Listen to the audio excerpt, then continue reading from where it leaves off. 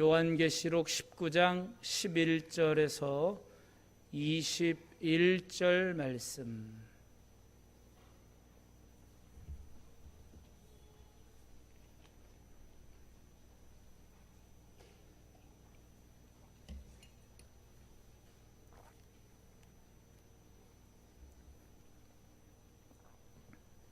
다 찾으셨어요? 다 찾으신 줄 알고 제가 봉독합니다. 또 내가 하늘이 열린 것을 보니 보라 백마와 그것을 탄 자가 있으니 그 이름은 충신과 진실이라. 그가 공의로 심판하며 싸우더라.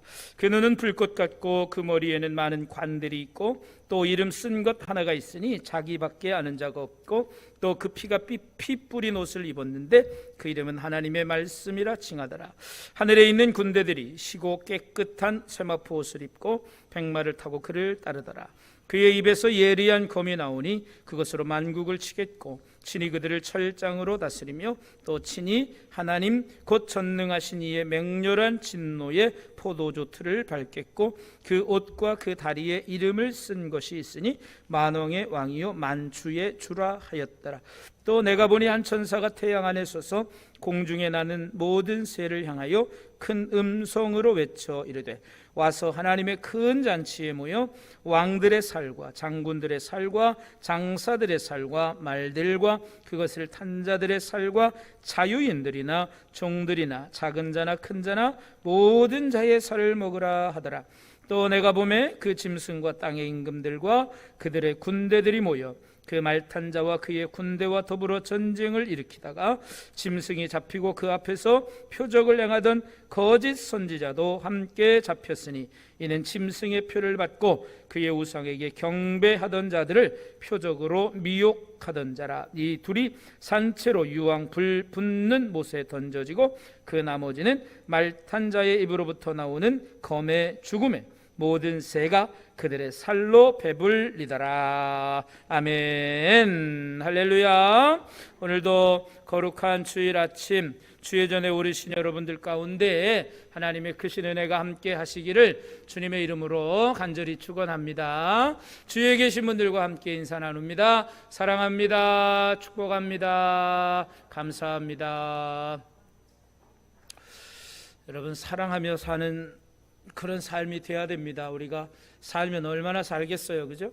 그렇잖아요. 우리의 인생은 언제 주님 오실지 알 수 없기 때문에 우리가 서로 사랑하며 사는 것, 그것이 가장 즐거운 일이고 행복합니다. 미워하고 시기하고 아웅다웅하면서 살아봤자 나중에 남는 것은 후회밖에 없습니다. 그러니까 우리가 서로 사랑하는 삶 살아갈 때 하나님께서 여러분들의 삶에 더 크신 은혜로 더 크신 축복으로 늘 채워주실 것을 믿습니다. 2021년도 여러분 상반기 6개월 하나님의 은혜 가운데 잘 우리가 살아왔습니다. 특별히 코로나19라고 하는 그러한 위기 앞에서도 우리가 지금까지 또 건강하게 살 수 있었던 모든 것은 다 하나님의 은혜였습니다. 이제 2021년도 하반기를 시작하고 오늘 첫 번째 주일, 7월 첫 번째 주일, 특별히 오늘은 맥추 감사 주일로 우리가 하나님 앞에 예배합니다. 이 맥추절을 지키라고 주님은 이제 이스라엘 백성들에게 광야 때 모세를 통하여 말씀하셨습니다. 이 맥추절은 우리가 밭에 뿌린, 수고하여 밭에 뿌린 씨앗의 첫 열매를 거두고 드리는 절기가 바로 이 맥추절기입니다. 그래서 오늘 우리는 비록 보리를 추수하지는 않지만 그래도 우리가 하나님의 은혜, 지난 6개월을 하나님의 은혜로 지켜주시고 또 여기까지 인도해 주셨던 것처럼 하나님께서 오늘도 이제 남은 하반기도 주의 은혜로 보호해 주시고 주의 은혜로 지켜달라고 하는 그러한 감사의 마음으로 우리가 하나님을 예배하는 그런 귀한 절기가 되시기를 바랍니다. 여러분, 살아가다 보면 감사가 할 것이 참 많이 있습니다. 여러분, 우리의 삶이 언제 행복하다라고 말할 수 있을까요? 여러분들은 언제 가장 행복하십니까? 등 따숩고 배부르면 행복하죠. 그죠? 그게 우리가 소위 말할 때 그럽니다. 등 따숩고 배부르면 행복합니다. 그런데 여러분, 우리가 행복할 땐 마음이 늘 감사와 기쁨이 있을 때 행복한 거예요. 불평하고 원망하고 하면 우리의 마음이 감사할 수 있을까요? 감사할 수 없어요. 행복할 수 없어요. 그러나 작은 일에도 감사하면 참 행복하다, 이런 마음이 들 거예요. 여러분, 작은 일에도 감사하고 불평과 원망보다는 늘 감사하는 마음, 늘 작은 것에도 감사할 줄 아는, 그래서 범사에 감사하라 말씀하신 하나님의 또한 성경의 가르침대로 모든 일에 감사하시는 삶을 삶으로 여러분의 생이, 여러분의 삶이 늘 행복하게 되기를 주님의 이름으로 간절히 축원합니다.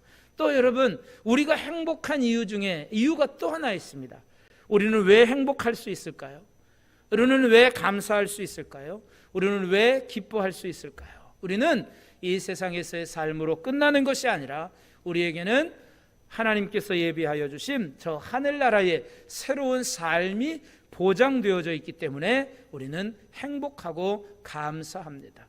세상의 사람들은 이 세상만을 살아갈 것처럼 그렇게 생각합니다. 그래서 이 세상을 살다가 죽으면 다 죽고 끝났다, 이렇게 말해서 참 슬퍼하기도 합니다. 물론 사람의 헤어짐이라는 게, 사별이라는 게 여러분 가장 슬픈 일이죠. 많이 슬픈 일이죠. 그러나 우리에게 있어서 이 이별이라는 것, 죽음이라고 하는 것, 죽음은 끝이 아닌 또 다른 삶의 시작, 영원한 삶의 시작이라는 것을 우리는 알기 때문에 행복할 수 있다라고 하는 것입니다.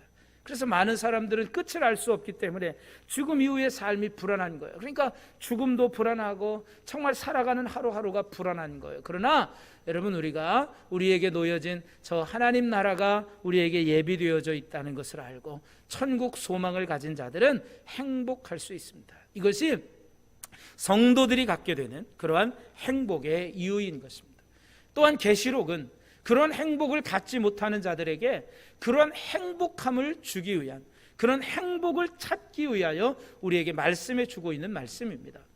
우리가 계시록을 통해서 보면서 하나님 나라에 대한 것, 또한 예수 그리스도 하나님의 마지막 때에 대한 어떤 심판에 대한 이야기를 들으면서, 그러나 이 심판은 예수 그리스도를 따르는 자들에게 임하는 것이 아니라 예수 그리스도를 따르지 않는 자들에게 임하는 심판인 것을 우리에게 말씀해 줍니다. 그래서 계시록은 늘 우리가 계속해서 말씀드리지만, 계시록은 우리에게 위로와 소망을 주는 책이다. 우리에게 좌절과 절망을 안겨주는 책이 아니라 소망을 주는 책이다. 오늘 본문의 말씀도 우리가 읽은 오늘 요한계시록 19장 11절에서 21절의 말씀도 보면 우리에게 소망을 주시는 말씀입니다.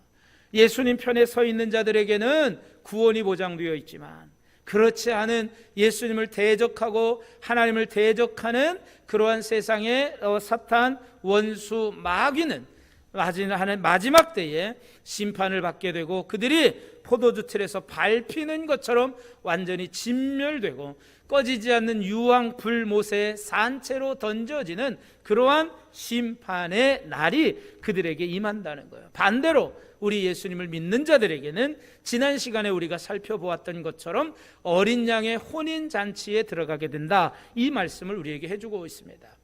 요한계시록 19장 지난 시간을 통해서 우리가 이 하나님의 요한이 하나님의 나라에서 허다한 무리들, 이 허다한 무리들이 누굴까요? 구원받은 하나님의 백성들이 찬송하는 그 찬양의 소리를 들어요. 그 찬양의 소리 가운데 그 찬양의 소리가 얼마나 컸던지 큰 우레소리와도 같고 많은 물소리와도 같이 큰 하나님을 찬양하는 소리가 들렸습니다. 그래서 요한이 그 찬양하는 모습을 보았더니 그들이 찬양하는 내용이 네 가지였습니다.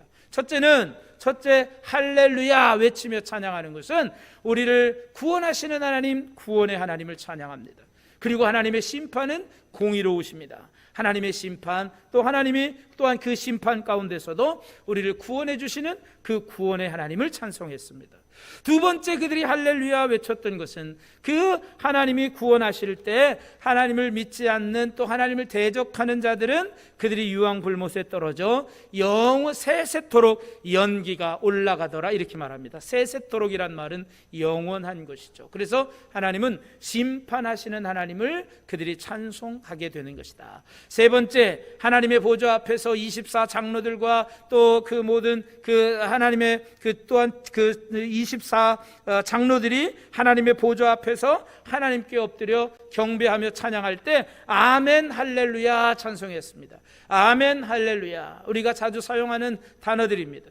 이것은 진실하십니다. 진실하신 하나님을 찬양합니다. 그렇게 행하시는 하나님, 심판하시고 구원하시는 그 하나님의 은혜를 내가 동의합니다. 오르신 하나님을 찬양합니다. 진실하신 하나님을 찬양합니다. 그렇게 찬양합니다. 네 번째, 그들이 하나님을 찬송하는데 네 번째 할렐루야는 뭐냐? 우리를 통치하시는, 온 우주 세상 만물을 다스리시는, 통치하시는, 전능하신 이가 통치하시는도다, 이렇게 말씀하면서 하나님 통치하시는 하나님을 찬양합니다. 그러니까 이 할렐루야를 네 가지로 나눌 때 구원의 할렐루야, 심판의 할렐루야, 또 이제 그 뭡니까, 그 진실하신 하나님을 찬양하는 그런 할렐루야, 또 통치하시는 하나님을 향한 그러한 찬양이 이에 이어진다라고 하는. 그러면서 이 요한은 그가 뭘 보았느냐? 어린 양의 혼인 잔치가 준비되었다는 거야. 그리고 거기에 들어갈 신부들이 준비되었다. 그런데 그 신부가 누구냐? 바로 성도들, 믿는 이들이라고 하는 거죠. 그래서 신랑이 오실 때를 기다리며 이 신부는 준비하고 있어야 된다. 우리는 거룩한 신부로서 신랑이 오실 때를 기다리고 준비하고 있어야 된다. 준비된 자가 되어야 된다. 주님 언제 오실지 알 수 없기 때문에. 그래서 유대 문화 속에서도 이 결혼 풍습이 그랬다고 그랬잖아요. 신랑의 아버지만이 신부를 데려올 날을 안다. 약혼을 하고 정혼을 하고 이제 둘은 같이 사는 게 아니라 일단 뭐 부부가 정혼함으로써 이미 부부가 되긴 했지만 이제 신랑은 또 신랑의 집으로 돌아가서 부부가 함께 살 집을 열심히 준비하고 꾸미고 가꿉니다. 그리고 이제 신부는 신랑이 자기를 데려올 때까지 자신의 집에서 기다리고 있는 거예요. 그래서 이제 때가 되면 신랑의 아버지가 그 신랑을 보면서 야 이제 됐다, 가서 신부를 데리고 와라, 이렇게 이야기하면 그때 가서 신부를 데리고 오는 거예요. 그러니까 신랑도 신부를 언제 데려올지 몰라요. 신부도 신랑이 언제 자신을 데리러 올지 몰라요. 그러니까 오직 신랑의 아버지만이 야 가서 신부를 데리고 와, 이게 신랑의 아버지만 아는. 예수님도 말씀하셨어요. 오직 그때와 그 시는 하늘에 계신 아버지만 안다. 그래서 우리는 주님이 오시는 그날을 우리가 언제인지 알 수 없기 때문에 우리는 준비된 순결하고 정결한 신부로 살아가야 된다. 거룩한 삶을 살아가야 된다. 성화의 삶을 살아가야 된다. 이렇게 말씀하고 있는 거죠. 그래서 이 어린 양의 혼인잔치에 참여할 자, 믿음의 사람들에 대한 이야기를 하고 있습니다. 자, 그러면서 오늘 이제 요한은 또 다른 한 상을 보는데 하늘이 열려 있는 것을 보았습니다. 오늘 하늘이 열려 있는 모습을 보니까 그들 가운데 거기에서 이제 백마를 타고 오시는 그런 한 사람을 봅니다. 하늘이 열린 것을 보니까 백마 탄 자가 오는데 그의 이름은 충신과 진실이라, 이렇게 말씀하고 있어요. 오늘 본문에 보면, 오늘 우리가 읽은 말씀에 보면 이 그 백마 타고 오는 분에 대한 이름이 참 다양합니다. 오늘 이 11절에서는 충신과 진실이라고 말하고 있고 13절에서는 하나님의 말씀이라고 말하고 있고 또 16절에서는 만왕의 왕이요 만주의 주라, 이렇게 말씀하고 있어요. 다양한 이름들을 가지고 있어요. 그런데 결국 이 이름들을 종합해 보면 누구입니까? 예수 그리스도라고 하는 거죠. 마지막 때에 백마 타고 오시는 분, 우리를 구원하시기 위해서 오시는 분은 바로 예수 그리스도라는 것을 이 다양한 이름 속에서 우리가 발견할 수 있습니다. 충신과 진실이라고 하는 말은 우리가 그 계시록 에 보면 7교회에 편지할 때, 라오디게아 교회에 편지할 때 충성되고 진실한 분이라고 하는 표현이 있어요. 그래서 이 충신과 진실이라고 하는 말은 이제 하나님 앞에 진정으로 순종하신 분이다 라고 하는 것을 말씀해 주고 있는 것이고, 진실하신 하나님이다 라고 하는 말은 조금도 거짓이 없는 분, 그러니까 결국 예수 그리스도를 지칭한다고 볼 수 있는 거죠. 그래서 그분이 오시는데 그분은 공의로 심판을 하신다라고 하는 거예요. 공의로 심판하며 싸우더라. 여러분, 여기서 말씀하고 있는 이 백마탄 자는 계시록 6장 2절에서 말하고 있는 이 백마탄 자와는 달라요. 그때 백마 타고 오는 자는 활을 가지고, 백마 타고 면류관을 받아 가지고 오는 자는 이 세상 사람들을 심판하기 위하여 오는 적그리스도를 상징하고 있어요. 그러니까 사탄은, 우리가 계시록을 보면서 사탄은 아주 여러 면에서 아주 모방을 잘한다 그랬잖아요. 흉내내기를 잘한다 그랬잖아요. 그래서 사탄은 이것도 흉내내어서 자기가 마치 구원자인 것처럼 오지만 그는 오히려 세상을 심판하고 멸하기 위한 적그리스도로 온다. 여러분, 또 신천지에서도 이 백마 타고 오는 자가 신천지 이긴 자 이만이라고 말하고 있는데, 여러분, 그 어디에도 이 백마 타고 오는 자가 이만이라고 해석해 주는 곳은 아무도 없습니다. 그건 자기들의 논리에 의해서 신천지 이만희 씨가 뭐 이긴 자로서 백마 타고 온다 그래서 뭐 백마를 타고 있는 뭐 사진 찍고 뭐 그런 거 이제 뭐 신천지인들은 그거 보여주고 있는데, 그거 다 새빨간 거짓말입니다. 거짓말도 그냥 거짓말도 아니고 아주 그 형편없이 성경을 해석해서 사람들을 유혹하고 미혹하는 그런 아주 거짓말쟁이들입니다. 아주 교묘합니다. 여기서 백마 타고 오시는 분은 오직 하나님 예수님이십니다. 충신과 진실이다. 하나님께 온전히 순종하셨습니다. 예수님은 죽기까지 순종하셨습니다. 그리고 또한 조금도 거짓이 없으신 그런 분이다라고 하는 거예요. 그래서 그는 공의로 세상을 심판하십니다. 또 그의 눈은 어떠냐? 12절에 보니까 그의 눈은 불꽃 같고 그의 머리에는 많은 관들이 있다, 이렇게 말합니다. 그의 눈이 불꽃 같다는 말은 모든 것을 다 꿰뚫어 보시는 그런 하나님의 세밀하신 그러한 눈을 우리가 보고 있다라고 하는 거죠. 그렇기 때문에 하나님은 공의로 심판하실 수 있는 거예요. 다 보지 못하면 고의롭지 못하잖아요. 다 보지도 못하고 자기 주관적으로 심판하다 보면 주관이 개입되는 거예요. 그러나 하나님의 눈길은 불꽃 같아서 모든 것을 다 꿰뚫어 보실 수 있기 때문에, 모든 것을 다 보실 수 있기 때문에 공의롭게 심판하실 수 있다라고 하는 거예요. 바로 이분이 우리 주님이라는 사실을 우리는 잊지 말아야 해요. 또한 그의 머리에는 많은 관들이 있습니다. 많은 관들이 있어요.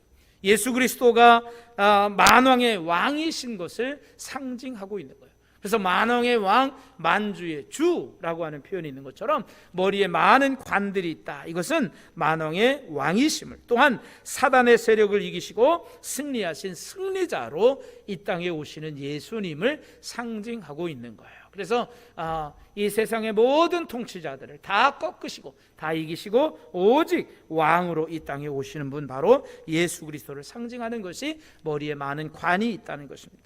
그런데 또 그가 쓴 이름 중에는 아무도 알지 못하고 자기밖에 아는 자가 없는 이름이 하나 또 있습니다. 이 이름은 뭘까요? 이 자기밖에 아는 자가 없다는 말은 예수님의 무한하시고 초월적인 능력, 그러니까 사람의 생각, 사람의 지혜로는 판단할 수 없는, 다 헤아릴 수 없는 그런 주님의 무한하심이 있다라고 하는 거예요. 그러니까 이건 사람이 아무리 헤아려 보려고 해도, 아무리 사람이 이해하려고 해도 다 알 수 없는 그런 이름을 가지신 분, 그런 분이 바로 예수님이다. 그래서 예수님은 모든 이름 위에 뛰어나신 분이다, 초월적이신 분이시다, 이거를 말씀해 주고 있는 거예요. 우리가 예수님을 알지만 다 알 수 없잖아요, 그죠? 그 크신 사랑, 우리가 찬송가에도 찬송하지만 그 크신 하나님의 사랑 말로 다 할 수 없네, 바다를 먹물 삼고 하늘을 두루만 마리 삼아도 다 기록할 수 없네, 우리가 그렇게 기록하잖아, 그렇게 찬송하잖아.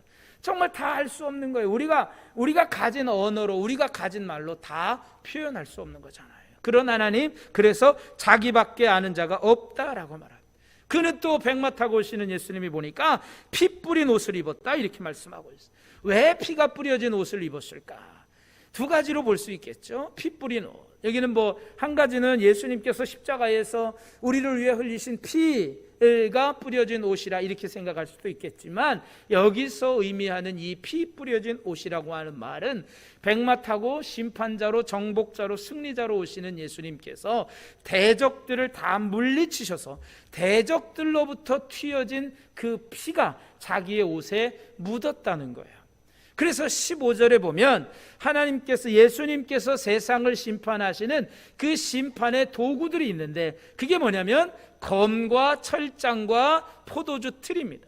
그래서 이 포도주 틀에서 이 포도를 밟을 때 거기서 튀어오르는 붉은 물이 이 포도를 밟는 사람의 옷에 튈 거 아니에요. 그러니까 그것이 옷에 묻었다는 거예요. 그래서 이것은 이사야 63장 3절 말씀, 63장 1절에서 3절까지의 말씀을 이제 배경으로 하고 있는데, 이사야 63장 3절 말씀에 보면 이렇게 말씀합니다. 그들이 내가 노함으로 말미암아 무리를 밟았고 분함으로 말미암아 짓밟았으므로 그들의 선혈이 내 옷에 튀어 내 의복을 다 더럽혔다, 이렇게 말하고 있습니다. 자, 그러니까 예수님께서 그 대적들을 심판하시고 또 그들을, 예수님을 노하게 하시는, 하나님을 노하게 하시는 대적들을 포도주 틀에서 밟듯이 밟을 때 그 선혈이 내 옷에 튀었다는 거예요. 그러니까 여기서 피 뿌려진 옷을, 피 뿌린 옷을 입었다는 것은, 여기 뿌려진 피는 바로 대적들의 피인 거예요. 그래서 예수님이 세상을 심판하시는 그 심판자, 막한 사단 마귀, 즉 적그리스도, 거짓 선지자들, 성도들을 미혹하는 이 악한 세력들을 예수님께서 다 짓밟으시고 이기셔서 그들로부터 피가 뿌려진 그 옷을 입었다는 거예요. 그러면 반대로, 자, 예수님께서는 우리의 대적들을 이렇게 심판하셨습니다. 그러면 우리에게는 어떤 일이 일어날까요? 우리는 이러한 예수님의 은혜로 인하여 우리가 구원받게 되는 거잖아요. 구원과 심판을 대조하면서 말씀해 주고요. 그러니까 우리가 행복할 수 있는 이유는 우리는 구원받은 자라는 거예요. 심판 때에 심판을 받고 멸망받을 자들이 아니라 구원받을 자라는 거예요. 왜? 예수님께서 우리를 위하여 이런 심판을 지금 다 행해 주시고 있다는 거예요. 또 그런데 그 이름은 뭐라고 말씀하냐면 하나님의 말씀이라, 이렇게 말씀하고 있어요. 하나님의 말씀이라 칭하더라, 이렇게 말합니다. 예수님의 이름이 하나님의 말씀이라는 거예요. 예수님 자체가 하나님의 말씀이에요. 그래서 요한복음 1장 1절에 보면 뭐라고 말씀하셨어요? 태초에 말씀이 계시니라, 그 말씀은 하나님과 함께 계셨다라고 말씀합니다. 자, 여러분 보십시오. 이 말씀은 곧 하나님이신데, 이 말씀이 요한복음 1장에서 보면 말씀이 육신이 되어 세상에 오셨습니다. 그것이 바로 예수님이십니다.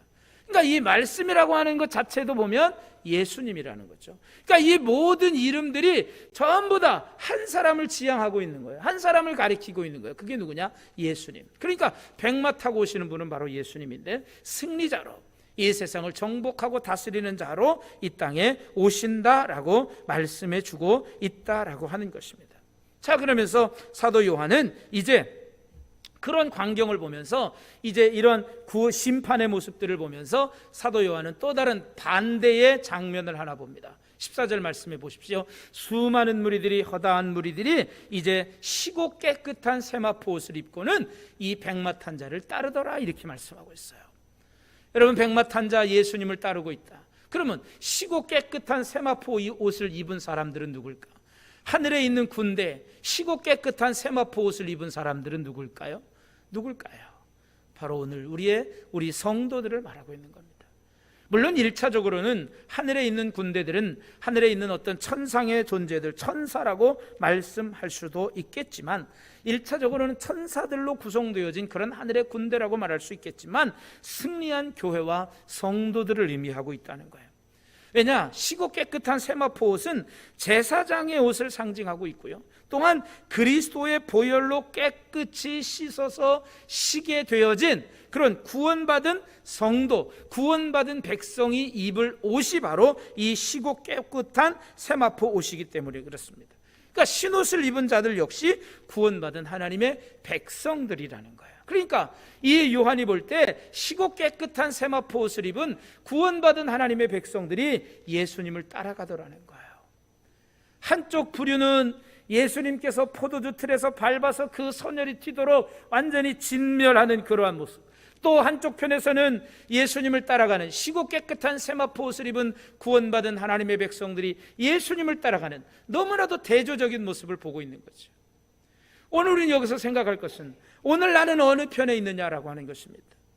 오늘 나는 정말 이 시고 깨끗한 세마포 옷을 입고 예수님을 따라가는 편에 서 있느냐, 아니면 아직도 우리가 그냥 마지막 때의 진노의 심판에 의하여 짓밟혀질 그런 사단의 편에 서 있느냐, 세상에 속한 자로 살고 있느냐, 아니면 예수님 편에 속한 자로 살고 있느냐, 우리는 우리의 삶을 돌아보아야 할 것입니다. 마지막 때에 과연 나는 어떤 모습으로 우리가 주님을 맞이하게 될 것이냐라고 하는 것입니다. 마지막 때에 우리가 주님 오실 때에 나는 과연 어떠한 자의 모습으로 살아가야 하느냐, 오늘 우리의 믿음의 결단을 필요로 하고 있다라고 하는 것입니다. 바라기는 우리 모두는 예수님 편에 서서 마지막 때에 시고 깨끗한 세마포 옷을 입은 구원받은 하나님의 백성들로서 하나님을 따라가는, 예수님을 따라가는 그런 거룩한 성도들 모두가 다 되기를 주님의 이름으로 간절히 축원합니다. 그러면서 주님께로부터는 예리한 검, 즉 여기도 보면 이 예리한 검은 바로 하나님의 말씀인 거예요. 하나님은 말씀으로 세상을 창조하시고 말씀으로 세상을 심판하시겠다는 거예요.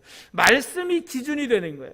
마지막 21절 말씀에도 보면 그 나머지는 말탄 자의 입으로부터 나오는 검의 죽음에, 여러분 이 검이라는 건 결국 또 뭐라고 그랬어요? 예리한 검, 그의 입으로부터 나오는 예리한 검, 즉 말씀이에요. 말씀으로 말미암아 모든 자들이 다 심판을 받겠다는 거죠. 그러니까 세상을 심판하는 기준은 말씀에 있는 거예요. 하나님의 말씀을 따라 사느냐, 하나님의 말씀을 따라 살지 않느냐라고 하는 이 기준을 가지고 하나님은 심판하겠다는 거예요. 하나님의 말씀 편에 선 자들은 구원이지만 하나님의 말씀이 아닌 것에 서 있는 사람들은 마지막 때의 심판을 받을 수밖에 없다는 거죠. 오늘 우리는 어떠한 삶을 살아가겠습니까? 오늘 하나님의 말씀에 순종하는 삶, 하나님의 말씀을 온전히 따라가는 삶, 말씀이 기준이 되고 말씀이 우리의 삶의 이정표가 되어서 말씀만을 따라가는 그런 구원받은 자로서 살아가게 되기를 주님의 이름으로 간절히 축원합니다. 그래서 여러분, 이 하나님의 말씀이 우리를 구원하는 거예요. 말씀밖에 없는 거예요. 우리의 신앙의 기본은 말씀밖에 없어요. 말씀, 기도, 예배, 이것이 우리의 신앙의 가장 기본적인 거예요. 그래서 우리는 말씀으로 돌아가는 그런 신앙을 우리가 회복해야 돼요. 자, 예수님께서 검으로 철장으로 다스리시고 통치하시고 또 포도주틀을 밟게 되어질 때에 그 옷에 16절 그 옷과 그 다리에 이름을 쓴 것이 있으니 거기에는 만왕의 왕이요 만주의 주라 이렇게 써 있어요. 참 이름도 다양해요, 그죠? 만왕의 왕이요 만주의 주라. 우리 예수님을 지칭하는 거예요. 그는 만왕의 왕이고 만주의 주라는 것입니다. 그래서 이것은 바로 짐승과 싸워 승리하시는 그런 어린 양의 이름이다라고 하는 것입니다. 그러면서 이제 17절 말씀에 보면 또 이제 이 요한이 봅니다. 내가 봤더니 한 천사가 태양 안에 서서 공중에 나는 새들을 향하여 크게 외칩니다. 큰 음성으로 외칩니다. 자, 와서 이 하나님의 큰 잔치에 모여라. 근데 하나님의 큰 잔치에 라고 표현은 했지만 그 이후에 설명하는 모습을 보면 참 흉악합니다. 하나님의 큰 잔치로 표현해 놓고는 그 모습은 왕들의 살과 장군들의 살과 장사들의 살과 말들과 그것을 탄 자들의 살과 자유인들이나 종들이나 작은 자나 큰 자나 모든 자의 살을 먹으라 이렇게 말씀합니다. 모든 자의 살을 먹으라는 거예요. 새들 보고 이 사람들의 살을 먹으라는 거예요. 여러분 얼마나 이게 흉측합니까? 말은 하나님의 큰 잔치라고 해놓고, 근데 여러분 여기서도 보면 하나님의 큰 잔치는 결국 하나님을 믿는 사람들은 구원받은, 즉 어린 양의 혼인 잔치가 벌어지는 그 하나님의 큰 잔치이지만 하나님의 큰 잔치의 때에 반대로 하나님을 대적하는 자들은 이렇게 멸망을 당하고 죽임을 당한다. 그래서 새들이 와서 그 시체의 살을 쪼아먹도록 하겠다는 거예요. 당시 문화에 의하면 새들이 그 시체를 쪼아먹는 것은 매우 수치스러운 죽음이라고 하는 것입니다. 그러니까 누구 하나 장사 지내줄 사람이 없는 거예요. 그래서 새들이 와서 그 시체를 다 쪼아먹는 거예요. 얼마나 불쌍합니까? 얼마나 비참합니까? 여러분 이러한 비참함이, 이러한 처참함이 마지막 때 예수님을 대적하고 하나님을 대적하는 자들의 마지막 최후의 모습이다라고 하는 거예요. 그들이 왜 이런 비참함을 얻게 되느냐? 그 패배하는 이유, 이러한 비참하게 멸망하는 이유가 뭐냐? 19절에 보면 그들은 다 하나님을 대적합니다. 그들은 다 예수님을 대적합니다. 그래서 그들이 전쟁을 일으켰습니다. 여러분, 만왕의 왕, 만주의 주가 되시는 예수님과 전쟁하면 누가 이겨요? 예수님이 이길 수밖에 없는 거예요. 세상을 창조하시고 세상을 다스리시는 그런 하나님이 반드시 승리하게 되어 있는 거예요. 게임도 안 되는 거죠. 그러니까 그들이 괜히 하나님께 까불어봤자 다 질 수밖에 없는 거예요. 그들이 멸망하는 이유는 하나님을 대적한다. 여러분, 세상의 모든 것들이 그렇잖아요. 예수님의 이름에 무릎 꿇지 않고 예수를 주라 시인하지 않고 예수님을 부인하고 하나님을 부인하는 자들의 결말은 바로 이렇게 비참한 모습이 될 거라고 하는 거예요. 여기 보면 자유인이나 종들이나 작은 자나 큰 자나, 여기는 이 빈부나 귀천, 지의, 고하를 막론하고 모든 자들에게 임하는 하나님의 심판이라는 거예요. 하나님을 믿지 않는 모든 자들에게 임하는 심판이다라고 하는 것입니다. 그러나 하나님께서는 우리 믿는 자들은 구원해 주십니다. 그들의 마지막 모습을 보십시오. 20절에 보면 짐승이 잡히고 그 앞에서 표적을 행하던 거짓 선지자도 함께 잡혔습니다. 이는 짐승의 표를 받고 그의 우상에게 경배하던 자들을 표적으로 미혹하던 자라. 이들이 산채로 유황 불 붙는 못에 던져졌다, 이렇게 말합니다. 적그리스도들, 거짓 선지자들, 짐승의 표를 받게 하고 우상에게 숭배하라고 그들을 미혹하던 그런 사람들을 하나님께서 다 심판하셔서 그들을 산채로 유황 불못에 던져지게 되는 그러한 고통, 그래서 그들은 그 새가 그들의 살로 인하여 배부르더라, 이렇게 말씀하고 있습니다. 여러분, 얼마나 비참합니까? 그러나 여러분, 이것을 하나님은, 요한은 하늘의 큰 잔치라고 표현하고 있어요. 왜 하늘의 큰 잔치가 될까요? 이때는 우리를 대적하는 자들이 다 멸망을 당해요. 더 이상 우리를 대적하는 무리들이 없어져요. 그래서 우리는 하나님의 나라에서 영원히 하나님을 찬양하는 거예요. 그러니 하늘의 큰 잔치가 되는 거죠. 하늘에서는 큰 잔치이지만 땅에서는 큰 심판의 잔치라고 표현하면 좀 그렇지만 심판이 이루어지는 거예요. 극과 극의 상황을 우리에게 보여주고 있는 거예요. 그러면서 요한은 이 계시록의 말씀을 통해서 우리가 과연 어떤 길을 선택할 것이냐라고 하는 것을 우리에게 말씀하고 있는 것입니다. 하나님의 말씀을 따라서 우리가 하나님의 하늘의 큰 잔치, 이 어린 양의 혼인 잔치에 참여할 것이냐, 승리자의 자리에 갈 것이냐, 아니면 이 대적자들과 함께 심판받을 것이냐라고 하는 것을 우리에게 말씀해 주고 있습니다. 오늘 우리는 어디에 속해 있습니까? 그리스도를 따르는 하늘의 군대에 속해 있습니까? 아니면 공중의 새들에게 살을 뜯기는 그런 무리에 속해 있습니까? 우리가 어디에 속해 있는지 어떻게 그러면 알 수 있을까? 그것은 간단합니다. 우리는 그리스도의 영광을 구하고 그 영광을 바라보기를 과연 기뻐하고 있느냐라고 하는 것입니다. 그렇다면 우리는 그리스도에게 속한 자고 그리스도의 군대인 것입니다. 그래서 우리는 마지막 때에 백마 타고 오시는 예수님에 의하여 승리하게 되고 하나님의 나라로 들어가는 그런 거룩한 하나님의 백성들이 될 것이다 라고 하는 것입니다.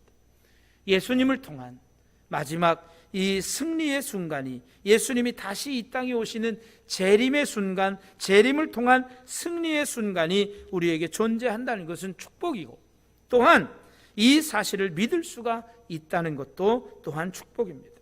심판의 때에 우리가 예수님 편에 서 있을 것인가, 아니면 심판을 당하는 편에 서 있을 것인가? 이것은 여러분, 과거의 믿음이 결정하는 것도 아니고 미래의 믿음이 결정하는 것도 아니라 오늘 현재 바로 우리의 믿음의 삶이 이것을 결정하게 된다는 것입니다. 오늘 우리는 예수님 편에 서 있는 삶을 선택하게 되기를 주님의 이름으로 축원합니다. 우리는 견고한 믿음을 가져야 합니다. 흔들림이 없어야 합니다. 그러기 위해서는 주님 다시 오실 그날에 대한 소망을 우리가 잃지 않아야 합니다. 그러므로 주님이 얼마나 위대하고 탁월하고 높으신 분인지를 우리가 깨닫고 오직 그 영광을 바라보며 기뻐하는 삶을 살아감으로 인하여 주님의 영광의 자리, 하늘의 큰 잔치에 참여하는 저와 여러분 모두가 다 되어지시기를 주님의 이름으로 간절히 축원합니다.